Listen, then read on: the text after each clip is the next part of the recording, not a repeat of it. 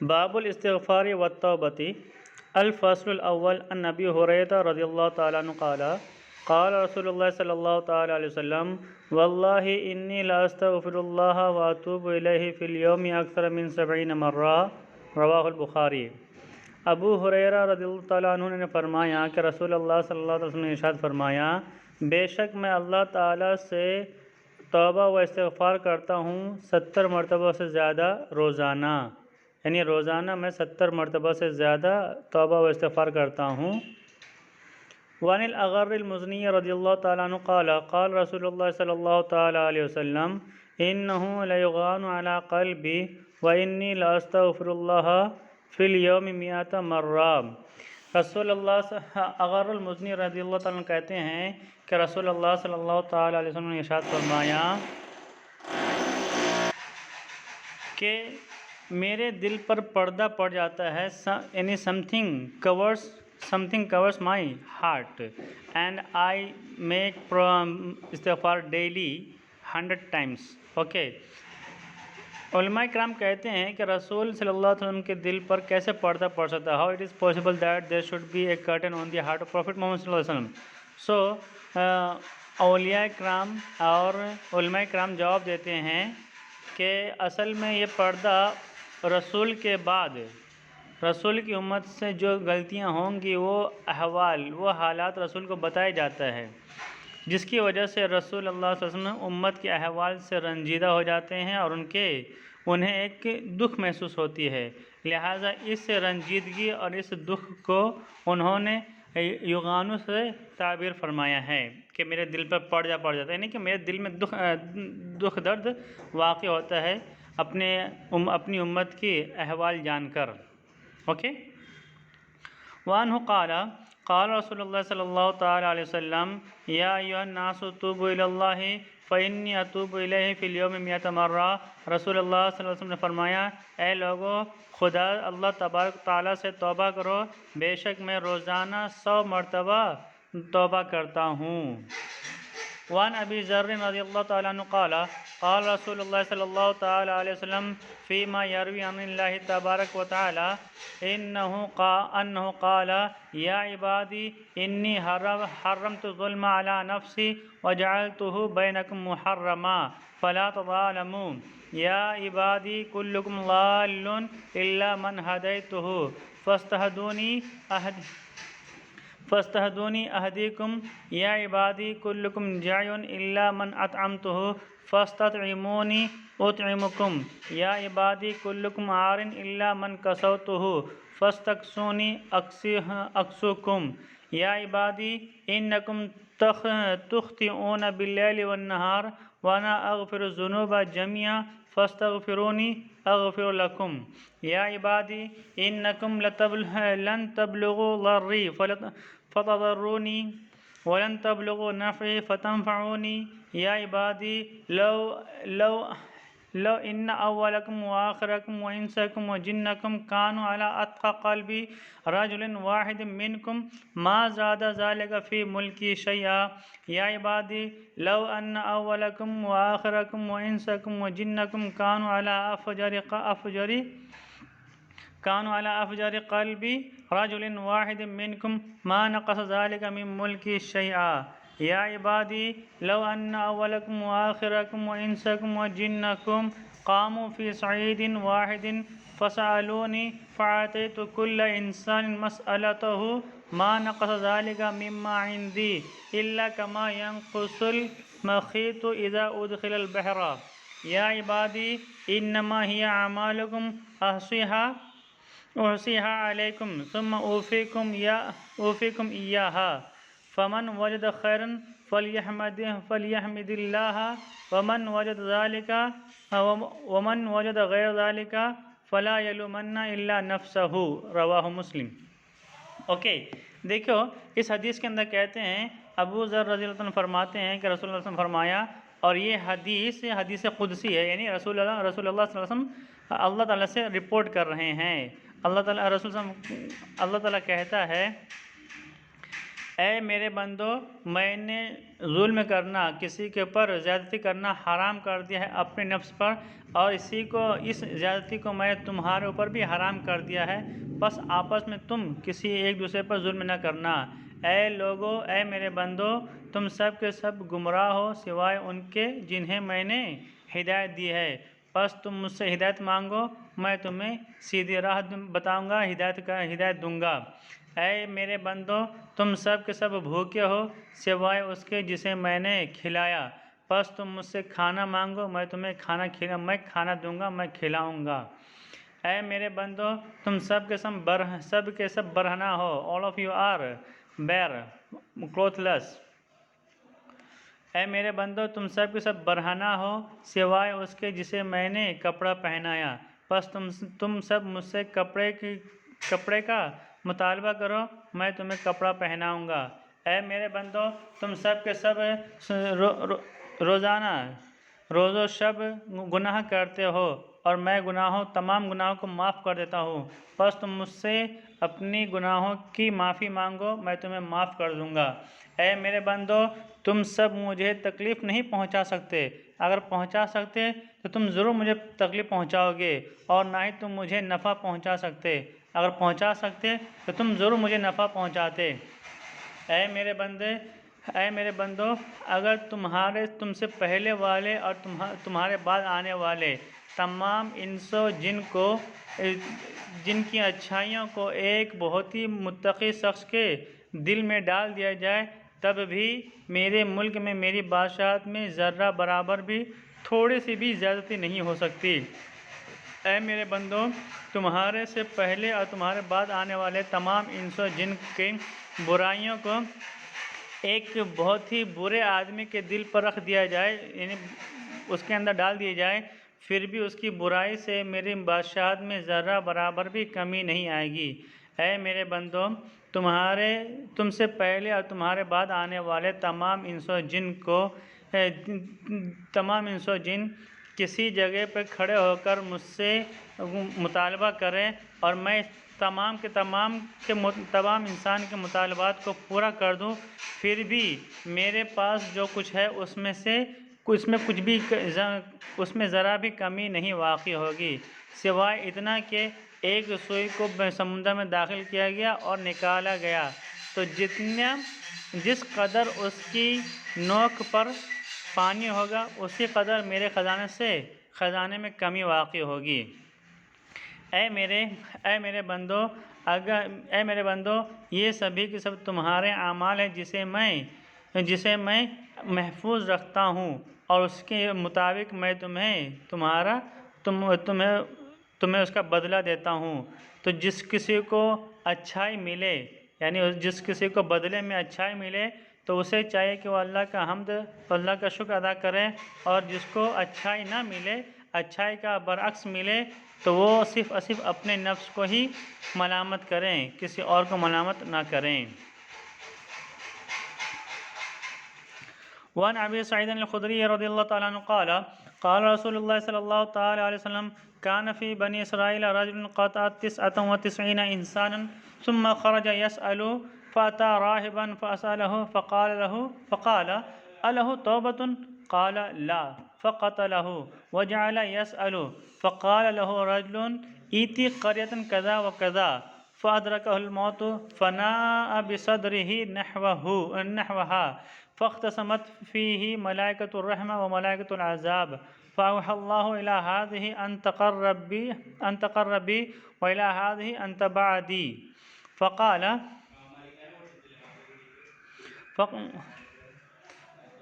فقال قيسوا ما بينها، فوجد إلى هذه أقرب بالشبر فغفر له، متفق علیہ۔ ابو سعید الخدری رضی اللہ عنہ کہتے ہیں کہ رسول اللہ صلی اللہ تعالی علیہ وسلم نے فرمایا، بنی اسرائیل میں ایک شخص رہتا تھا جس نے 99% کو قتل کیا تھا، پھر وہ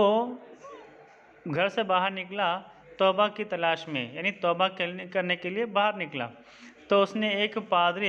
ایک راہب سے سے پوچھا کیا اب اس کے لیے توبہ ممکن ہے؟ تو اس راہب نے، اس فادر نے کہا نہیں، اس کے لیے توبہ نہیں ہے۔ تو یہ شخص نے اس پادری کو بھی قتل کر دیا، اور پھر قتل کرنے کے بعد دوبارہ وہ توبہ کی طلب میں باہر نکلا، تو ایک شخص نے اس آدمی سے اس قاتل سے کہا کہ تم فلاں فلاں گاؤں چلے جاؤ۔ جب وہ جا رہا تھا کہ راستے میں اس کی موت ہو گئی، اور موت کی وجہ سے وہ تڑپنے کی وجہ سے اس کا سینہ اس گاؤں، یعنی جس گاؤں کی طرف جا رہا تھا اس گاؤں سے قریب ہو گیا۔ اب اس کی روح کو لے جانے کے لیے ملائکۃ الرحمہ اور ملائکۃ العذاب میں بحث و مباحثہ چھڑ گئی، تو اللہ تعالیٰ نے ملائکۃ الرحمہ سے کہا کہ وحی فرمائی کہ پتہ کرو، یعنی ناپو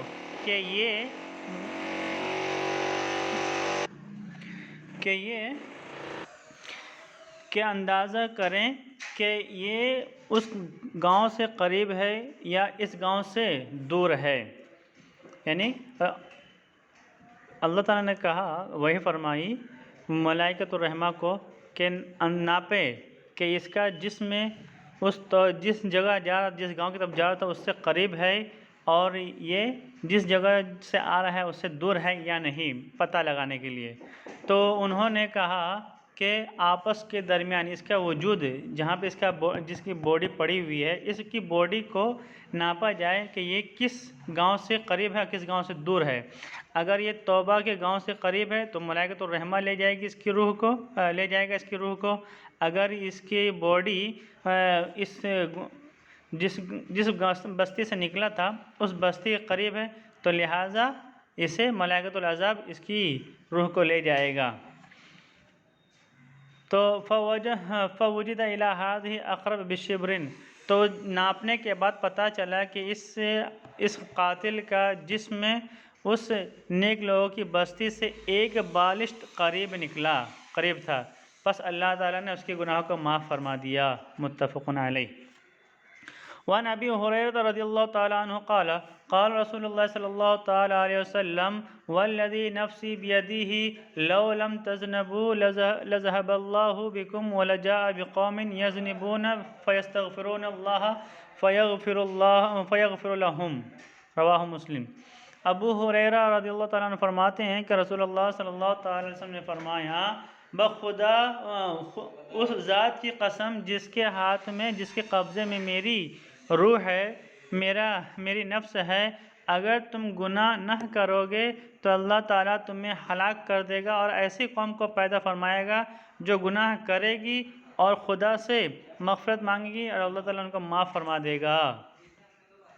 وعن ابی موسیٰ رضی اللہ تعالیٰ عنہ قال قال رسول اللہ صلی اللہ تعالیٰ علیہ وسلم ان اللہ یبسط یدہ باللیل لیتوب مسیء النہار ویبسط یدہ بالنہار لیتوب مسیء اللیل حتی تطلع الشمس من مغربها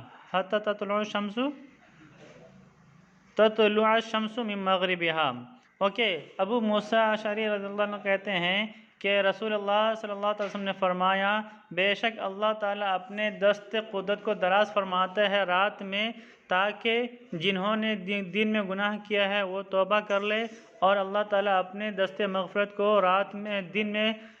دن میں پھیلاتا ہے تاکہ جنہوں نے رات میں گناہ کیا ہے وہ توبہ کر لے، اور اللہ تعالیٰ یوں ہی کرتا رہے گا یہاں تک کہ مغرب کی جانب سے سورج طلوع نہ ہو جائے۔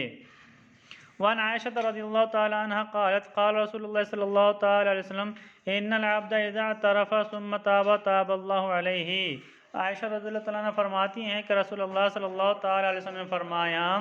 کہ جب کوئی بندہ اپنی گناہوں کا اعتراف کر لیتا ہے اور توبہ کرتا ہے تو اللہ تعالیٰ اس کی توبہ قبول فرماتا ہے۔ وعن ابی ہریرہ رضی اللہ تعالیٰ عنہ قال قال رسول اللہ صلی اللہ تعالیٰ علیہ وسلم من تاب قبل ان تطلع الشمس من مغربها تاب اللہ علیہ۔ ابو ہریرہ رضی اللہ تعالیٰ عنہ فرماتے ہیں کہ رسول اللہ صلی اللہ تعالیٰ علیہ وسلم نے فرمایا کہ جو کوئی مغرب کی جانب سے سورج طلوع ہونے سے قبل توبہ کر لے اللہ تعالیٰ اس کی توبہ قبول فرما لے گا، رواہ مسلم۔ وعن انس رضی اللہ تعالیٰ عنہ قال قال رسول اللہ صلی اللہ تعالیٰ علیہ وسلم للہ اشد فرحا بتوبۃ عبدہ حین یتوب الیہ من احدکم کان راحلتہ بارض فلات فانفلتت منہ وعلیہا طعامہ وشرابہ فأيس منها فأتى شجرة فاضطجع في ظلها قد أيس من راحلته فبينما هو كذلك إذ هو بها قائمة عنده فأخذ بختامها ثم قال من شدة الفرح اللهم أنت عبدي وأنا ربك أخطأ من شدة الفرح. انس رضی اللہ عنہ فرماتے ہیں کہ رسول اللہ صلی اللہ تعالیٰ علیہ وسلم نے فرمایا بے شک اللہ تعالیٰ اپنے بندے کے توبہ سے اس قدر خوش ہوتا ہے کہ اس آدمی سے بھی زیادہ خوش ہوتا ہے اپنے بندے کی توبہ سے کہ جس شخص کی سواری ایک صحرا میں ہو اور اس سواری پر اس کا کھانا اس کا پینا ہو اور وہ اس کی سواری گم ہو جائے لاپتہ ہو جائے، پس وہ مایوس ہو کر ایک درخت کے پاس آ کر لیٹ گیا، اس کے ایک درخت کے سائے میں آ کر لیٹ گیا اور اسے بالکل بھی امید نہ تھی اس کی سواری ملنے کی. وہ اسی حال میں تھا کہ اس کی سواری اس کے سامنے کھڑا نظر آیا، اس کی سواری اس کے پاس کھڑی نظر آئی. پس اس نے اپنی سواری یعنی اپنے اونٹ کا لگام پکڑ لیا اور بہت ہی زیادہ خوش ہو کر اس نے خوشی میں کہا اے خدا میں تیرا خدا ہوں تو میرا بندہ ہے. I am your God and you are my slave. اخطا من شدت الفرح. اس شخص نے اس خوشی کے اتنی زیادہ خوشی برداشت نہ کر سکا اور خوشی کی وجہ سے غلطی کر بیٹھا. یعنی جس طرح آدمی اپنے سواری کو پا کر خوش ہوتا ہے اس سے کہیں زیادہ اللہ تعالیٰ اپنے بندے کی توبہ سے خوش ہوتا ہے. وعن ابی ہریرہ رضی اللہ تعالیٰ عنہ قال قال رسول اللہ صلی اللہ تعالیٰ علیہ وسلم ان عبدا اذنب ذنبا فقال ربی اذنبت فاغفرہ.